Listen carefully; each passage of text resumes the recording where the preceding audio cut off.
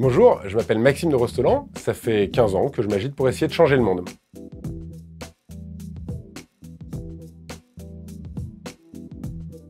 À la fin de mes études d'ingénieur, j'ai fait un tour du monde de 2 ans en camion sur les problématiques locales de l'eau. Et en rentrant, j'ai travaillé dans l'éducation au développement durable en faisant des outils pédagogiques qu'on distribuait aux écoles. C'est là que j'ai découvert le biomimétisme.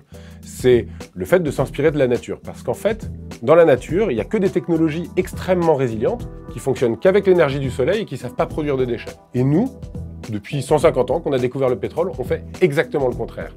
Et en fait, si notre civilisation continue à ne reposer que sur cet or noir, éphémère et polluant, au final, la civilisation humaine n'aura été qu'un accident sur cette planète. Et ce constat, il est encore plus flagrant dans l'agriculture et l'alimentation. C'est la raison pour laquelle j'ai décidé de m'engager entièrement sur ces sujets. Je ne sais pas si vous vous rendez compte, mais 52% des animaux sauvages ont disparu en 40 ans. Et 80% des insectes en France en seulement 30 ans. Et l'agriculture est en grande partie responsable de ce désastre écologique.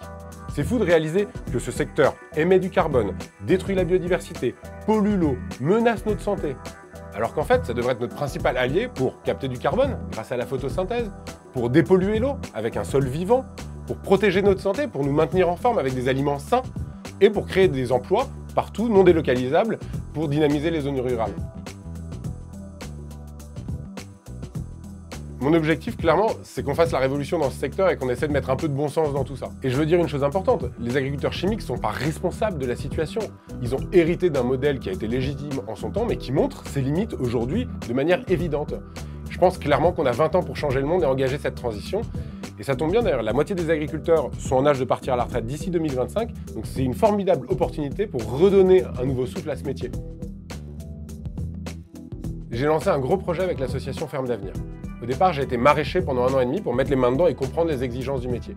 Et maintenant, on est toute une équipe et ensemble, on déploie des gros projets de territoire. On crée des fermes, on accompagne des agriculteurs dans leur conversion, on forme une nouvelle génération de paysans et de pays-culteurs, on trouve des financements et enfin, on porte des propositions concrètes aux politiques pour changer le système.